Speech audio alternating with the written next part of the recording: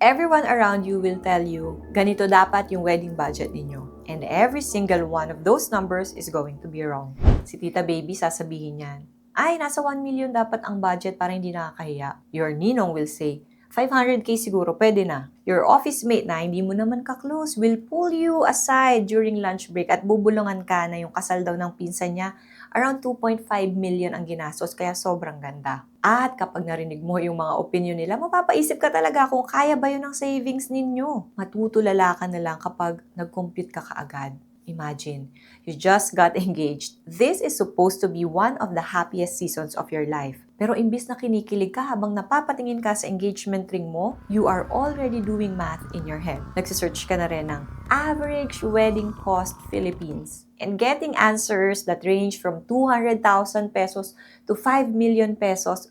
That's not very helpful. Natatakot kang mag-set ng budget kasi hindi malinaw sa'yo kung ano ba talaga yung standard na budget ng isang kasal. Of course, you want your dream wedding to happen, pero magkano ba dapat yung gastusin for that? Meanwhile, opinions from other people around you are already piling up. Si Tita Baby may sinasuggest na siyang wedding venue. Si Tito Boy may vino-volunteer na siyang kakilala raw niya na maglelechon. Your future mother-in-law mentioned very casually, very innocently, na malaking pamilya raw yung side nila. And nobody has asked you kung ano ba ang gusto mo. Ano ba ang gusto ninyo ni groom? Hindi rin napag-uusapan yung budget. Kung kaya nyo bang bayaran lahat ng sinasuggest nila. Sis, I know how it feels. I was you. And I want you to know na nakaka-overwhelm talaga yan sa simula. But it doesn't mean na may mali sa'yo. Planning a wedding feels like playing a video game for the first time where every level unlocks a new boss fight. And somehow, nobody told you the mechanics of the game. Tapos walang tutorial. Hindi mo alam paano ka mananalo, tapos bawat maling move mo, it costs you money. So today, I'll give you the mechanics of this game. We're going to talk about what a wedding in the Philippines actually costs. Bakit nag-over budget yung mga ikinakasal kahit practical naman sila, and how to build a budget you won't regret. By the way, I'm Camille Fornella of The Budgetarian Bride. Since 2019, I've helped thousands of Filipina brides plan their dream wedding. And yes, I also plan my own wedding without hiring a wedding planner. Here's why this budget discussion matters right now and not next month. The first 30 days after getting engaged, ito yung most critical phase of your entire wedding planning journey kasi bawat desisyon na gagawin ninyo simula ngayon, malaki yung magiging epekto niyan sa entire wedding ninyo. Kung nag-book ka kaagad ng wedding venue without being clear sa budget ninyo, baka kulangin yung budget na tingin mo ay meron kayo. If you say yes sa lahat ng taong nagtatanong kung invited ba sila sa kasal ninyo before you understand what each head actually costs, you just made them the decision makers ng budget ninyo. At halos lahat ng down payment sa mga wedding suppliers like venue, caterer, photographers, non-refundable yan. Once you paid and signed the contract, you live with it. The best time to understand the wedding cost ay bago kayo mag-book ng suppliers, not after. In 2026, here is a realistic range. Kapag intimate wedding celebration, around 50 guests or less, you can do it beautifully for somewhere between 80 to 180,000 pesos. Kapag naman mid-range na church wedding with around 100 guests, 350k to 1M yan. At kapag mas marami pa yung bisita, pwedeng umabot yan ng 2 to 5 million pesos. Now, you might be wondering kung bakit ganun yung range from 80k to 5M? Ito yung sagot dyan, sis. Yung malaking portion ng budget ninyo nakadepende yan sa tatlong bagay. First, your guest list. Second, your venue. And lastly, yung dami ng wedding suppliers na ibubuk ninyo. Ito, sa guest list pa lang. Kung halimbawa, 1k per head ang bayad sa caterer ninyo sa reception, sa 100 guests, 100k agad yan. Pagkain pa lang yan ng bisita. May tables and chairs pa, invitations, souvenirs, minsan may grazing table pa, tsaka mobile bar. Imagine yung gasto sa bawat bisita. Your guest list is not just a list. Sobrang laki ng impact niyan sa budget. That's why, in the Budgetarian Bride framework, the order is always budget first, then date and venue, then the guest list. Huwag mong bali-baliktarin para hindi magulo yung plans ninyo. Okay, so you have a rough number in your head. Maybe it's 400,000 pesos, maybe it's 600,000 pesos.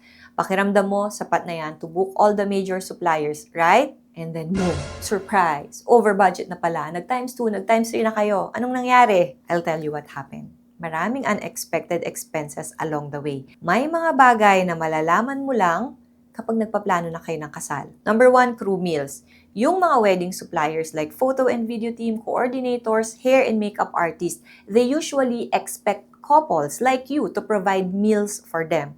Check your contract. Usually nakalagay doon if you have to provide meals for them. Kapag walang nakalagay, ask them para malinaw. Ang crew meals ay mga boxed meals na pinoprovide sa mga wedding suppliers on the day of the wedding. If each meal is 150 to 300 pesos, multiply it sa dami ng suppliers ninyo at kung ilang beses kayong magpo-provide ng meals sa kanila. That's easily 10 to 45,000 pesos na additional expense. Mabigat kung hindi na paghandaan. Number 2 ay out-of-town fees. If your venue is outside the supplier's base area, may additional charge yan for travel fee, accommodation, and meals. Kaya kapag magbubook ng suppliers, huwag mahihiyang magtanong kung may OOTF or out-of-town fee ba sila if ito ang venue ng kasal ninyo. Number 3, corkage. Usually sa mga reception venues ito, kapag magpapasok kayo ng lechon, wine, cake, or food items na binili sa labas, o kaya kumuha kayo ng caterer na hindi accredited ng venue, naniningil sila ng corkage fee. I have seen corkage fees range from 500 to 5,000 pesos per item. Please read the contract. Number 4, overtime fees. Pag halimbawa malakas yung ulan, na traffic kayo, nagkaroon ng delay sa reception, yung venue at suppliers ninyo, binayaran nyo lang until 7 p.m. 8 p.m. na hindi pa tapos ang kasal, expect mo your venue and suppliers will charge you for overtime. Basahin nyo yung terms and conditions doon sa contract nyo. Tapos, maglaan din kayo ng emergency fund for scenarios like this. Pero sa totoo lang sis, you have more control over your wedding budget than the wedding industry wants you to believe. Yung mga bagay that will most dramatically multiply your expenses are the usual things people pressure you to do. Yung guest list, lumulobo yan kapag pinakialaman ng pamilya o mga kamag-anak. At kapag lumobo na yung guest list, kasunod yan, magbubuo kayo ng malaking venue para magkasya lahat. Tapos, para marami ang makapunta, they will pressure you to get married ng Saturday or during a holiday para walang pasok. But those are expensive days to get married. Kasi a weekday wedding during off-peak, same venue, same suppliers can be 15 to 20% cheaper than a wedding na tatapat ng holiday. I think you deserve to experience your dream wedding. Hindi mo kailangan tipirin yung sarili mo sis, but I also want to make sure that you are spending your money on the things that actually make you happy. Hindi yung pakiramdam mo, no choice ka na. Okay.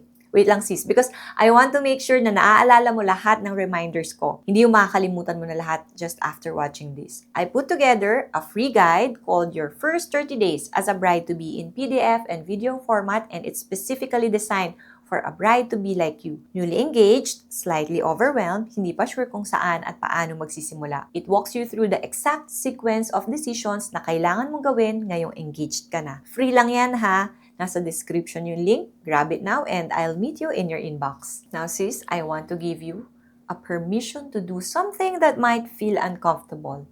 You are allowed to plan the wedding you've been dreaming of. Hindi yung kasal na gusto ng magulang mo. Hindi yung kasal na based sa tradisyon that doesn't even make sense to you.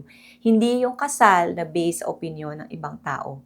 Hindi yung kasal na dahil lang sa pressure. The most peaceful brides I have ever guided are not the ones with the biggest budgets. They are the ones who have the courage to set boundaries early.